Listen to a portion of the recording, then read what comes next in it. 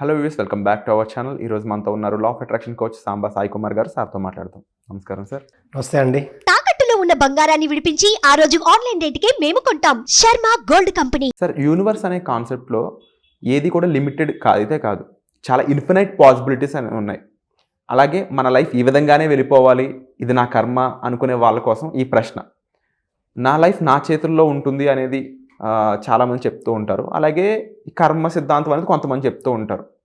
బేసిక్గా ఏది నిజమై ఉంటుంది అంటారు?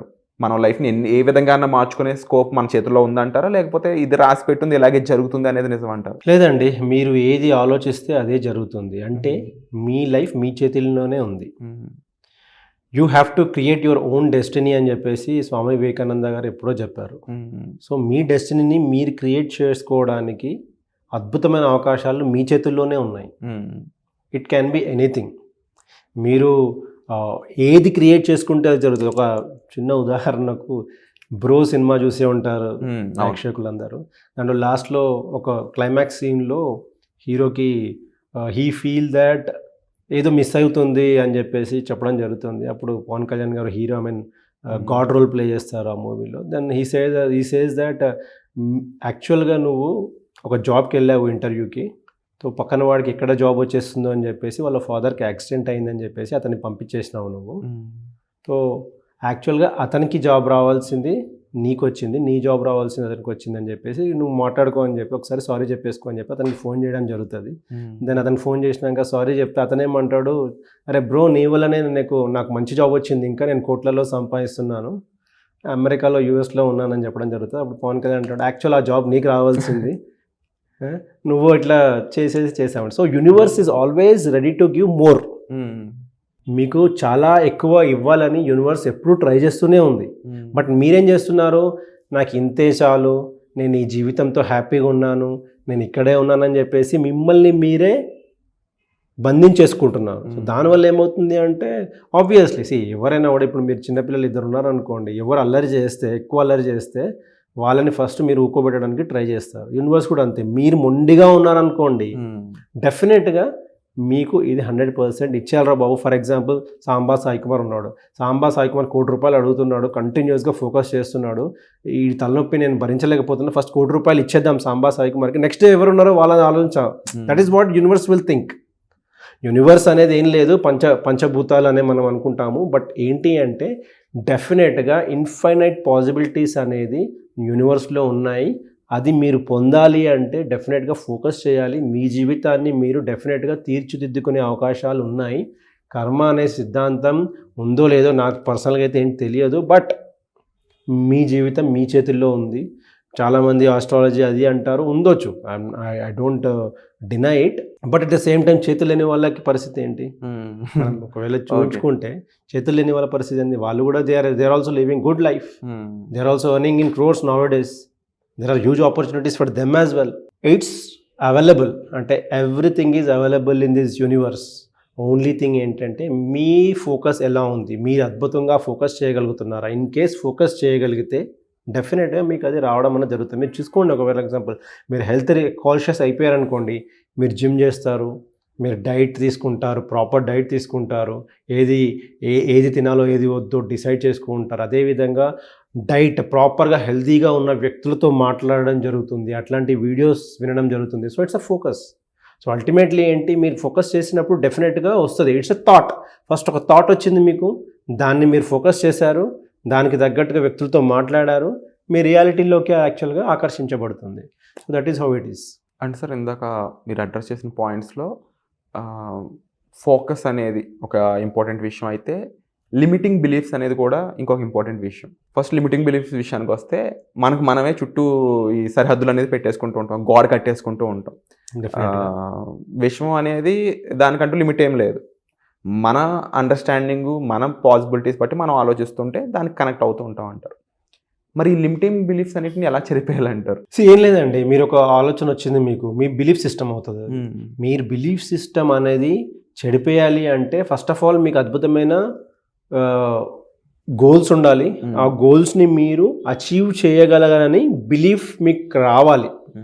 ఆ బిలీఫ్ రావాలి అంటే అఫ్ కోర్స్ మన టెక్నిక్స్ ఉన్నాయి చాలా, మనం క్లాసుల్లో కూడా చెప్తూ ఉన్నాం. There are lot of techniques which we discuss, at least 10 techniques ఉన్నాయి డే టు డే చేయడానికి. అవన్నీ చేస్తే ఏమవుతుంది అంటే మీ బిలీఫ్ సిస్టమ్ ఇంకా స్ట్రాంగ్ అవుతూ ఉంటుంది, కంటిన్యూస్గా స్ట్రాంగ్ అవుతుంది. సో అప్పుడు మీ బిలీఫ్ సిస్టమ్ స్ట్రాంగ్ అయినప్పుడు ఏమవుతుంది అంటే మీరు కోరుకున్నట్టు జరిగి మీ జీవితంలోకి రావడం అనేది జరుగుతుంది. అఫ్కోర్స్ దానికి కృషి చేయాల్సి ఉంటుంది, nothing comes just like that.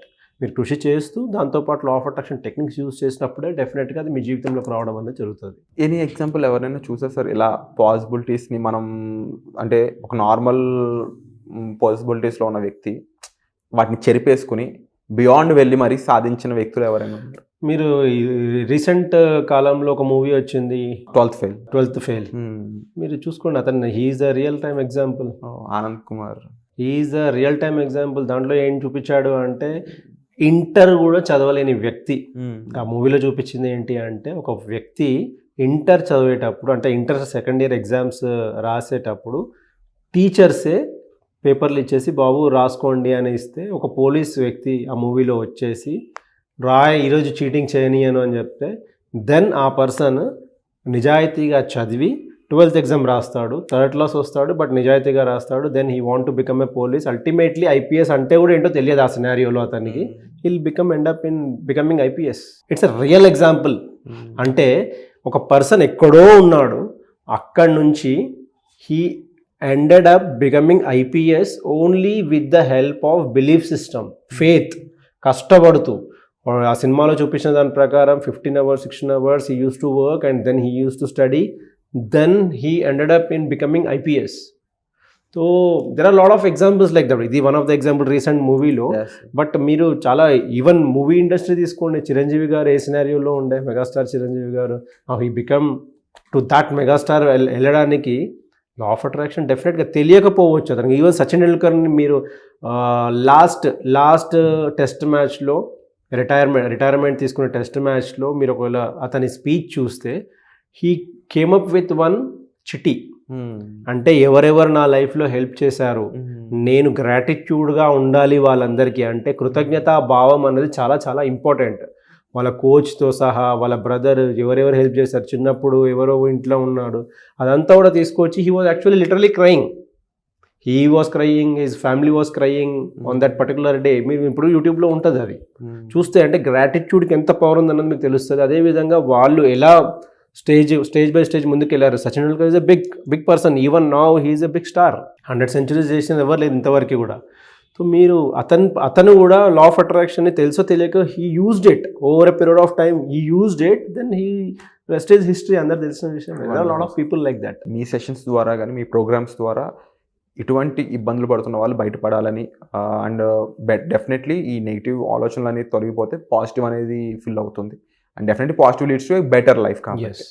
And దానికి సంబంధించి ఎటువంటి ప్రోగ్రామ్స్ అనేవి ప్లాన్ చేసే ఛాన్స్ ఉందంటారు? ప్రోగ్రామ్స్ ఆల్రెడీ రన్ అవుతున్నాయండి. వాళ్ళ వ్యూవర్స్ కనుక ఎవరైనా ఇంట్రెస్టెడ్ ఉంటే కనుక they can contact us. Numbers already స్క్రోలింగ్లో ఉన్నాయి. సో మనకి ఏంటి అంటే టెక్నిక్స్ మీద చాలా ఫోకస్ చేస్తాం మనము. ఫస్ట్ అయితే ఒక సెషన్ ఏముంటుంది అంటే లా ఆఫ్ అట్రాక్షన్ మీద సబ్జెక్ట్ రిలేటెడ్ ఉంటుంది. Then there will be a techniques sessions అనమాట. ఈచ్ అండ్ ఎవ్రీ సెషన్ని ప్రాక్టికల్గా నేర్పిస్తాం మనము. So that is most powerful అనమాట. People will get used to it. దాని తర్వాత ఏంటి అంటే ఆ టెక్నిక్స్ కనుక డైలీ కనుక వాళ్ళు యూస్ చేసుకున్నట్టయితే డైలీ లైఫ్లో మార్నింగ్ నుంచి నైట్ వరకు 2 minutes 3 minutes ఉంటుంది. ఒక మెడిటేషన్ ఒకటే 20-25 minutes చేయాల్సి ఉంటుంది. Rest all techniques will be 2 minutes 3 minutes ఉంటుంది.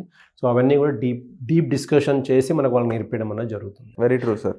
అండ్ తప్పకుండా ఇలా తెలుసో తెలియకో లా ఆఫ్ అట్రాక్షన్ కన్ఫర్మ్గా మన జీవితంలో వెళ్తూ ఉంటుంది. అయితే దాన్ని ఉపయోగించి స్మార్ట్ వేలో మనం అనుకున్న గోల్స్కి ఎలా రీచ్ అవ్వాలి, లేకపోతే మీకున్న లిమిటింగ్ బిలీఫ్స్, నాకు ఇంతకు మించి నా పరిధి లేదు అనుకునే వారు అయి ఉండొచ్చు, అలాగే ఫోకస్ మాకు తక్కువ అవుతుంది, లేదంటే ఫోకస్ చేయలేకపోతున్నాం అనుకునే వాళ్ళు అయి ఉండొచ్చు. అల్టిమేట్గా అవుట్పుట్ అనేది మ్యాటర్స్. సో అవుట్పుట్కి రీచ్ అవ్వడం కోసం ఈ లా ఆఫ్ అట్రాక్షన్ మీకు ఏ విధంగా ఉపయోగపడుతుందో తెలుసుకోవాలనుకున్నట్లయితే డిస్ప్లే అవుతున్న నెంబర్స్ కాల్ చేసి మీరు దానికి సంబంధించిన విషయాలు అనేవి తెలుసుకోవచ్చు. And wonderful information sir. Thank you. అలాగే వచ్చే ఎపిసోడ్లో మళ్ళీ కలుద్దాం. Thank you so much sir. Thank you అండి. Thank you so much.